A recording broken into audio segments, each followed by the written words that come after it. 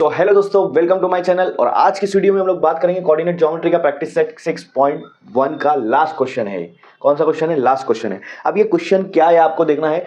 Show that the point A B C are vertices of an equilateral triangle. आपको यहाँ पे show करना है कि ये जो 3 पॉइंट है, यहाँ पे 3 पॉइंट दिया हुआ है और ये 3 पॉइंट कहाँ के पॉइंट है, ये शो करना है कि ये जो 3 पॉइंट है ये इक्विलेटरल ट्राइंगल के वर्टाइसेस है। क्या है? इक्विलेटरल ट्राइंगल के वर्टाइसेस। अब वर्टाइसेस क्या होता है ये हमको देखना है। ठीक है, देखो यहाँ पर देखो, पहले इक्विलेटरल ट्राइंगल मैं बना देता हूँ। इक्विलेटरल ट्राइंगल मान लो ये आपका इक्विलेटरल ट्राइंगल है, जो नाम है ए बी और सी। अब आपको ये ट्राइंगल दिख रहा है, ठीक है, इसके जो पॉइंट्स दिख रहे हैं तीनों, इसको हम लोग बोलेंगे वर्टाइसेस।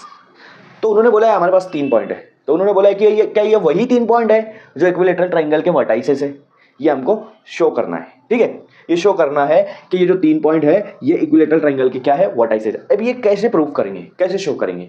अब आपको मैं बता देता हूं कि इक्विलेटरल ट्राइंगल को शो करने के लिए आपको ये पता होना चाहिए कि इक्विलेटरल ट्राइंगल किसको बोलते हैं।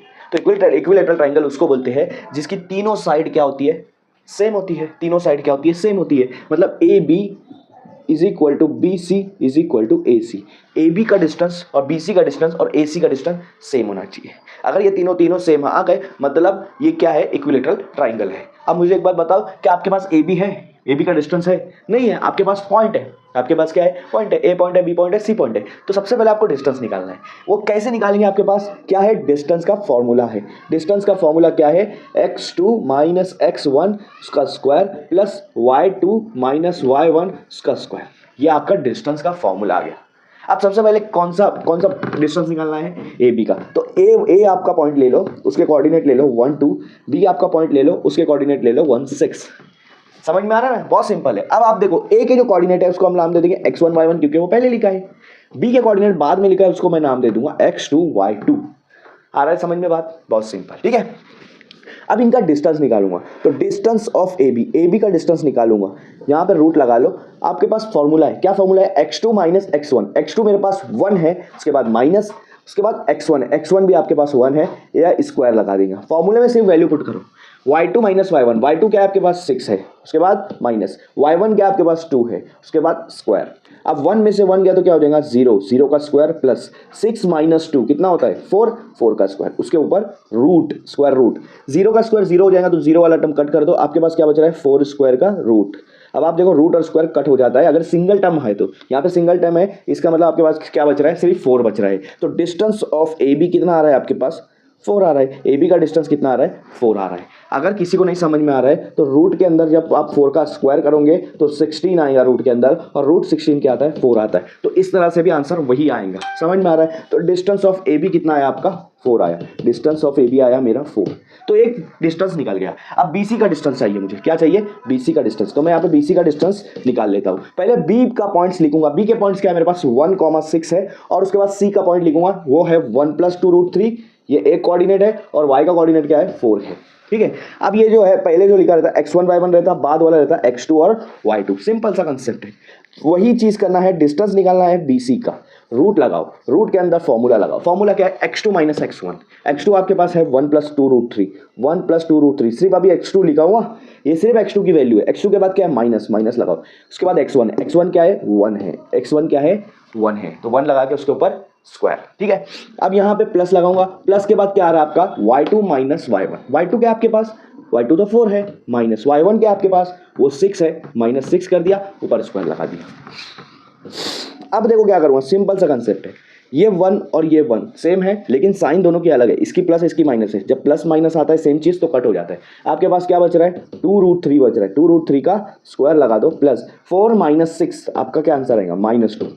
अगर नहीं समझ में आ रहा, एक प्लस में है एक माइनस में है, बड़े नंबर से छोटा नंबर माइनस करो। 6 में से 4 गया, 2 बचा, बड़े की साइन माइनस। ठीक है, यहाँ पे देखो कैसे स्क्वायर करते हैं। 2√3 का स्क्वायर कैसे करेंगे? 2 का स्क्वायर क्या आएगा? 4। √3 और स्क्वायर कट हो जाएगा तो बचेगा सिर्फ 3। ये स्क्वायर दोनों पे लग रहा है। 2 पे जब लगा वो 4 हो गया, √3 पे लगा था वो कट हो गया। ठीक है, 4 × 3 हो गया, प्लस -2 का स्क्वायर क्या हो जाएगा? 4 हो जाएगा। अब यहाँ पर देखो 4 3 क्या हो जाएगा? 12 + 4। 12 + 4 कितना होता है?